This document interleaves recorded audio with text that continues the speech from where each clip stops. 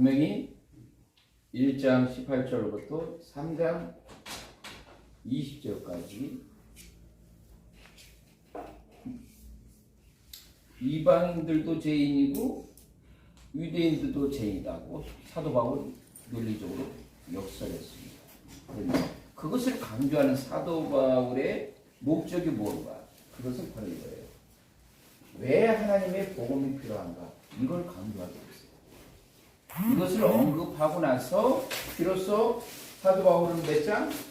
로마서 3장 20절부터 바로 하나님의 의에 대해서 강하게 역설하는 거예요. 그러니까 모든 부분에서 우리가 논리적인 흐름을 로마서에서 논리적 흐름을 우리가 분명히 알아야 된다. 파악해야 된다. 그것이 필요한 거죠. 제가 몇 차례 이해한 것처럼 모든 인간, 이 모든 인간은 뭡니까? 바로 무슨 아래? 죄 아래에 있는 거예요. 죄 아래에 있는 모든 인간에 대한 하나님의 심판이 있다는 거죠. 그것을 아까 제가 했죠? 로마서 5장 12절 말씀, 이거 중요한 건데 다시 한번 누가 찾아보세요. 읽어보세요. 로마서 5장 12절.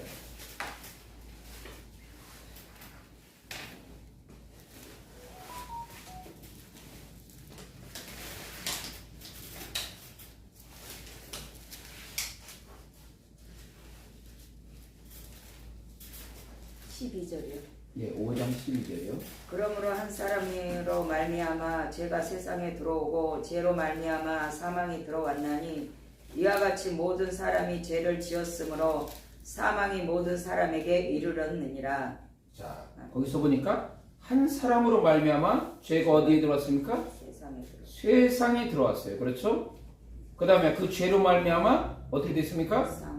사망이 왔다는 얘기예요. 한 사람으로 말미암아 죄가 세상에 들고 사망이에요. 그러면 로마서 5장 19절에는 어떻게 그걸 돌파합니까? 그 상황이면 비극적이고 절망적이잖아요. 그러나 하나님께서는 은혜 길을 열어주셨어요. 그게 뭡니까? 5장 19절이요? 네, 로마서 5장 19절. 의인이 되라. 읽어보세요. 한 사람이 순종하지 아니함으로 많은 사람이 죄인된 것 같이 한 사람이 순종하심으로 많은 사람이 의인이 되리라. 자, 한 사람의 순종치 아니함으로 모든 사람이 뭐가 됐다? 죄인이 됐다. 죄 아래에 있다. 한 사람의 순종치 아니함으로 모든 사람이 죄인이 됐다. 이걸로 하게 되면 뭐예요? 그냥 완전히 비극의 절망이잖아요. 왜 복음이 필요합니까? 왜 복음이 필요합니까? 이거하고 밀접한 관계가 있는 거예요. 상관성이 있는 거죠. 자, 한 사람의 순종치 아니함으로 죄인이 됐다는 얘기예요. 그런데 다음에 중요하죠. 뭡니까? 순종함으로 뭐가 됩니까? 의인이 됐다. 그것이 로마서 3장 25절에 그 한 사람의 순종함, 그분이 누구죠? 그분이 예수 그리스도.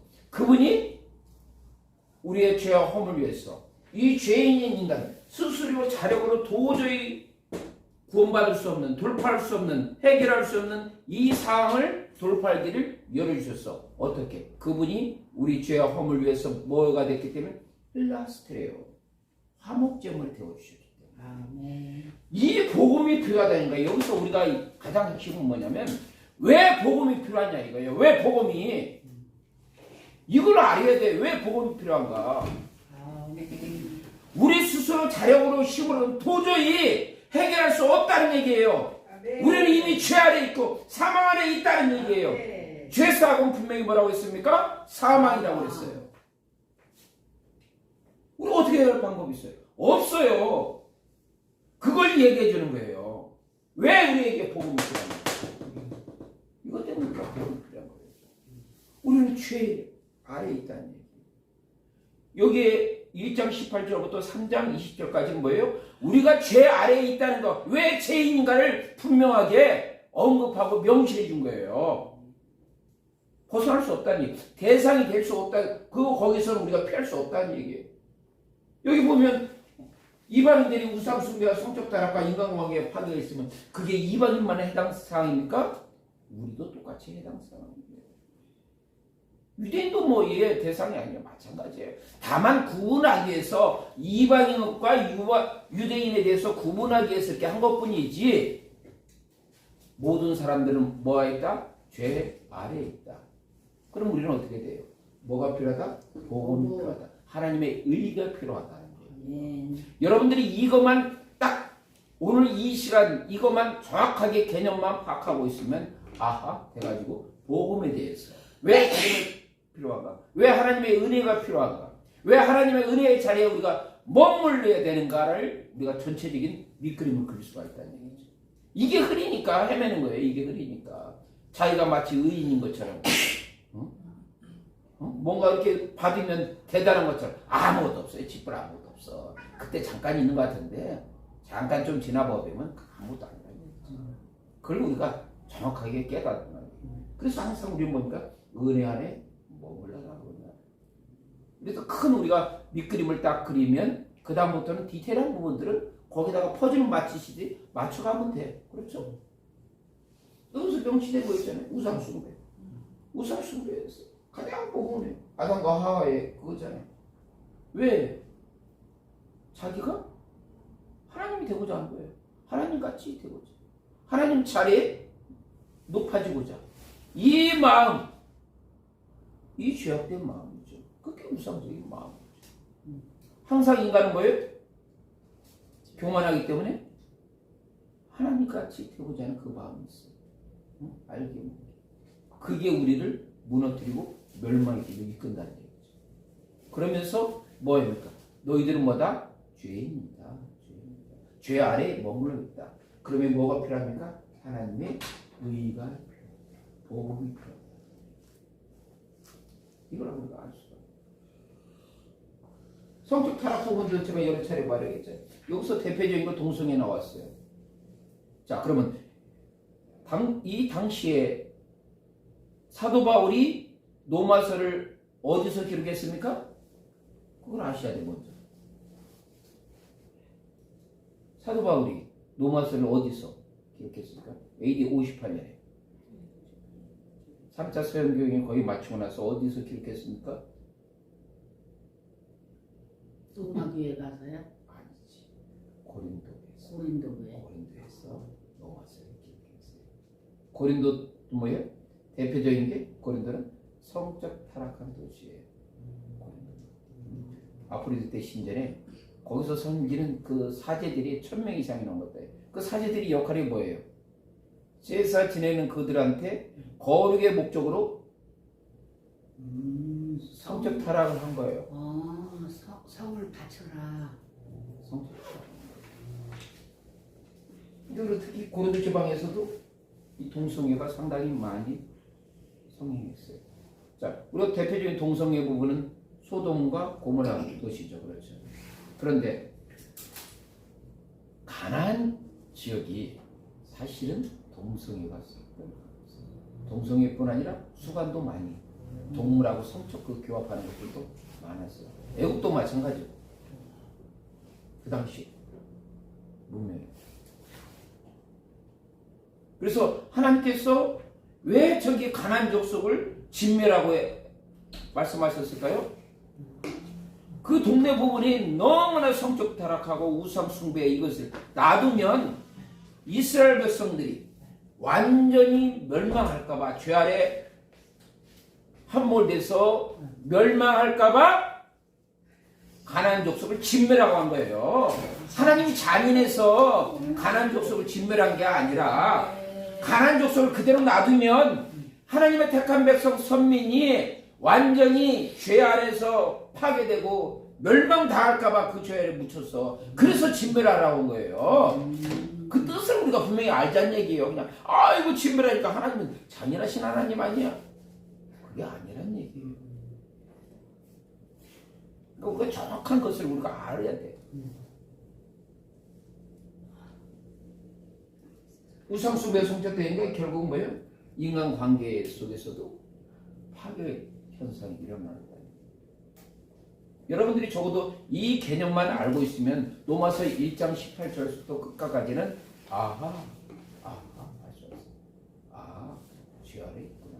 근데 이 죄에 대한 이 타락한 품성은 뭐예요? 우리도 똑같이 있다 없다? 있다. 자, 그걸 있는 거였어. 예배소서 2장 1절 찾아오셔요. 예배소서 2장 1절.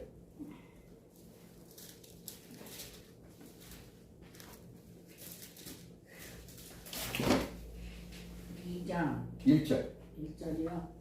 그는 허물과 죄로 죽었던 너희를 살리셨도다. 허물과 죄로 우리가 죽었어 살았어? 죽었어요. 원래도 이미 죽었어. 이미 죽었어. 왜 복음이 필요합니까? 왜 하나님의 의의가 필요합니까?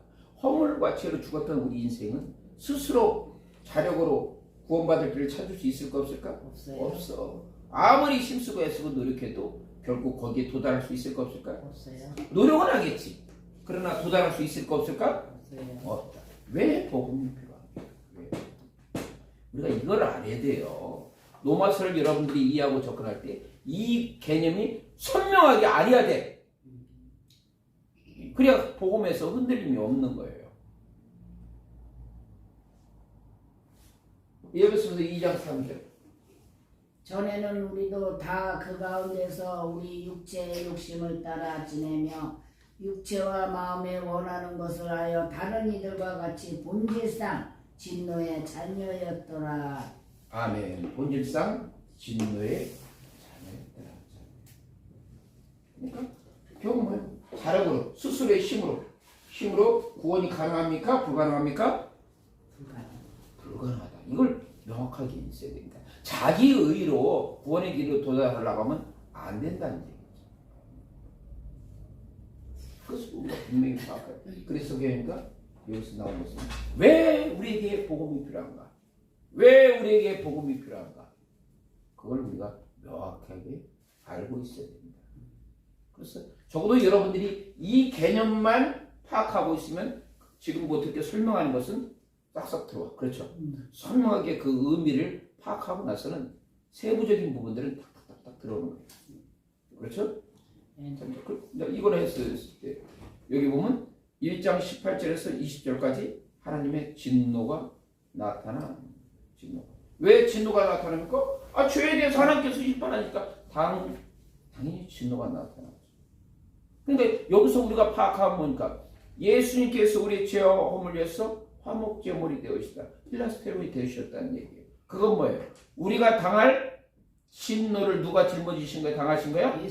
예수님이. 그럼 그분 앞에 감사해야 돼요? 안 해야 돼요? 감사. 그 은혜의 자리에 머물러야 돼요? 안 해야 돼요? 머물러야 돼요.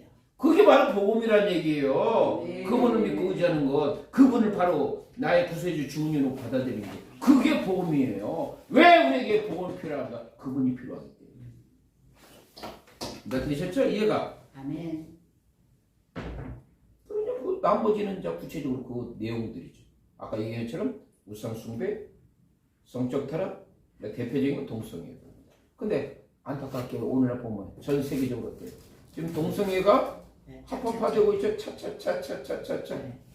분명히 이게 합법화되고 있어요. 지금 우리나라에서도 지금 뭐 수십 차례 지금 시도되고 있잖아요. 어떻게 보면 우리나라가 마지막 복음의 뭐야? 볼이야. 우리나라 무너지면 다 무너지는 거예요. 그러니까. 그래서 우리나라를 하나님께서 사랑하신다.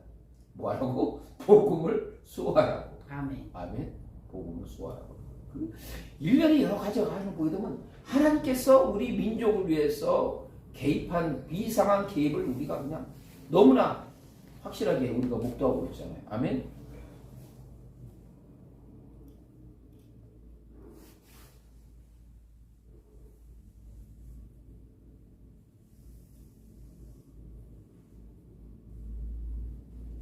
그래서 첫 번째 이제 우상 숭배인데 아까도 말씀드린 것처럼 이렇게 이방인들이 이제 우상 숭배한다고 했지만은 이방인만 우상 숭배하는 게 아니라 유대인들도 우상 숭배했다 안 했다? 했다. 그냥 무지기랬어. 근데 유대인들이 약간 좀 우상 숭배를 좀 점차 줄이는 시점이 있어요. 그게 뭡니까?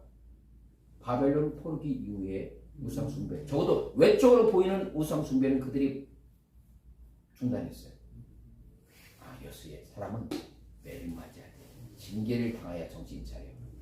그렇게 혼나고도 이 철딱머리 없이 이스라엘 백성들이 그래도 그냥 반복적으로 하나님 하자 우리는 우리 길을 가르라 해가지고 우상숭배 대차겠다가 완전히 바벨론에서 완전히 진멸당하고 포로 당하고 나서 포로 생활 70년 하면서 그때 유대인들이 비로소 어떻게 했습니까? 천부역 의지 없어서 손을 보고 옵니다.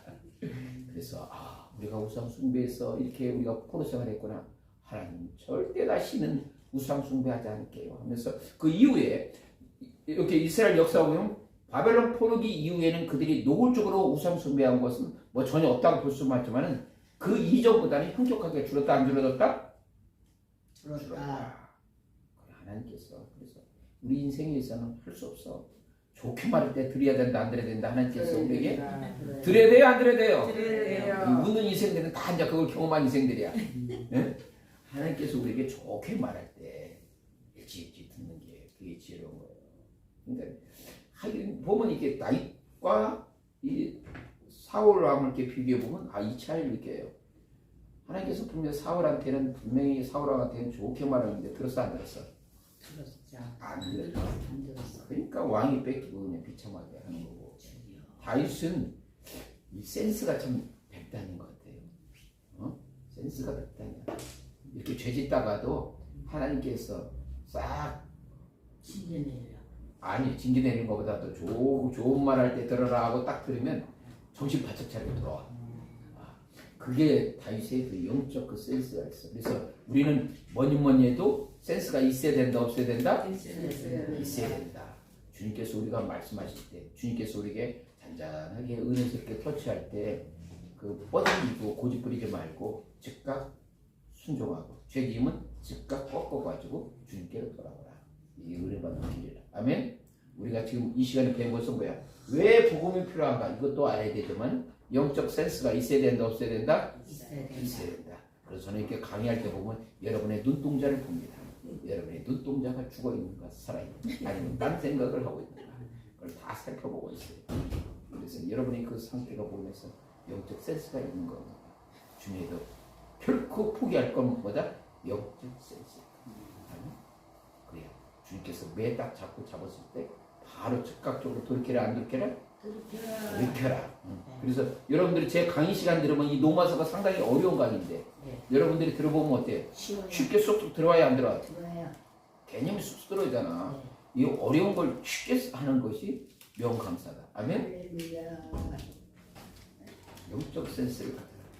아멘. 그래서 아까 내가 설명했던 것들이 여기 설명되는 거죠. 유대인들이 동성애는 유대 사회에서 파장 때문에 비밀스럽게 진행됐다. 그런데 여기서 이제 이방인들이 이렇게 노골적으로 이야기했는데 아까 제가 말씀드린 것처럼 사도 바울이 로마서를 어디에서 기록했다? 어디서? 고린도 도시는 어떤 곳이다? 성적 타락이다. 그러니까 사도 바울이 그걸 보면서 근데 사실은 고린도에서 성적 타락도 있지만은 로마도 성적 타락이 됐다 안 했다? 있어요. 그들이 특히 이 목욕탕을 걔네들이 사랑했는데 이 목욕탕 문화가 이 타락의 상당히 원흉이다. 시발이었군. 연관성이 있다? 있다.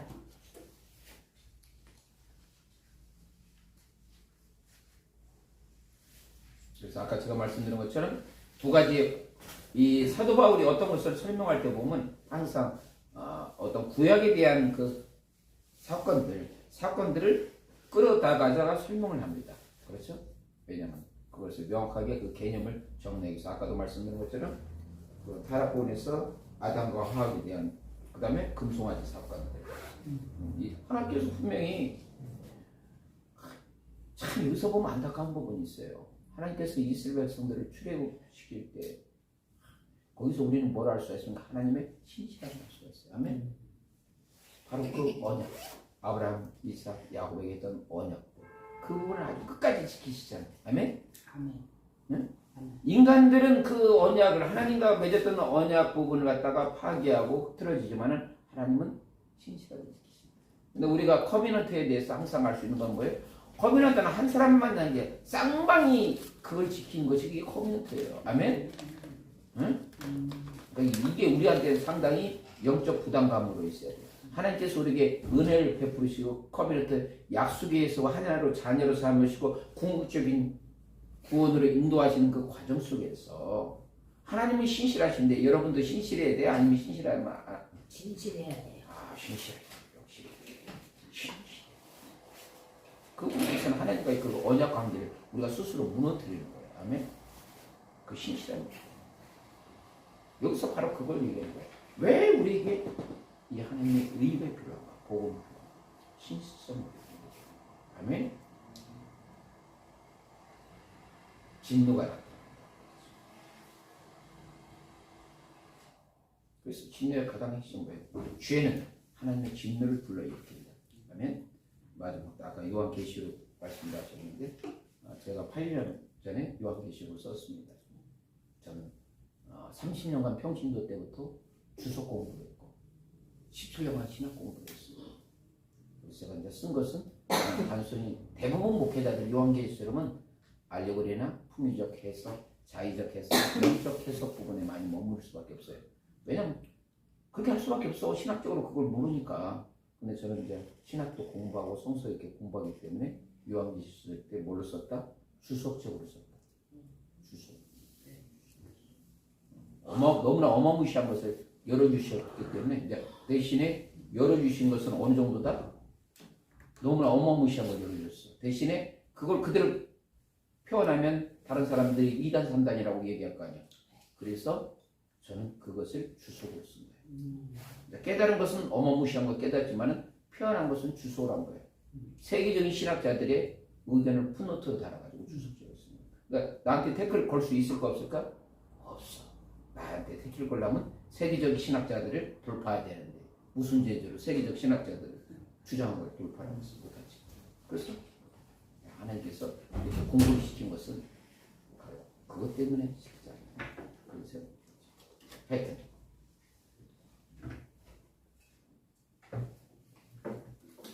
이제 진노 부분에 대해 있을 때 이게 미래적 진노와 현재적 진노 부분에 대해서 이야기하는데 현재적 진노는 뭡니까?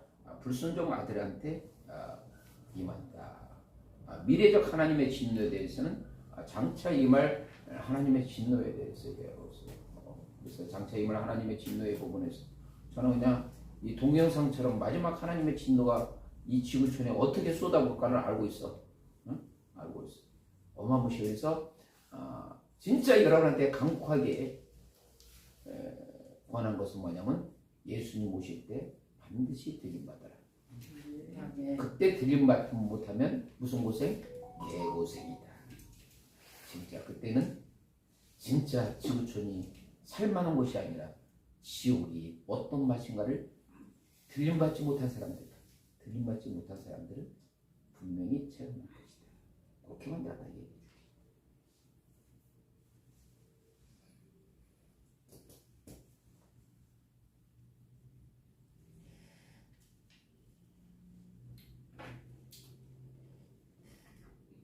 그래서 이제 여기서 이제 19절 부분에서 이방인에게 하나님의 존재에 대해서 어떻게 하는 것인가, 존재에 대해서 하는 것은 하나님께서 계시해야 돼요. 그래서 보니까 그것을 자연 계시라는 거죠. 하나님께서 지으신 어떤 모든 피조물 통해서 하나님의 신성과 능력이 나타납니다. 그것은 무슨 계시? 자연 계시 통해서 보여줍니다.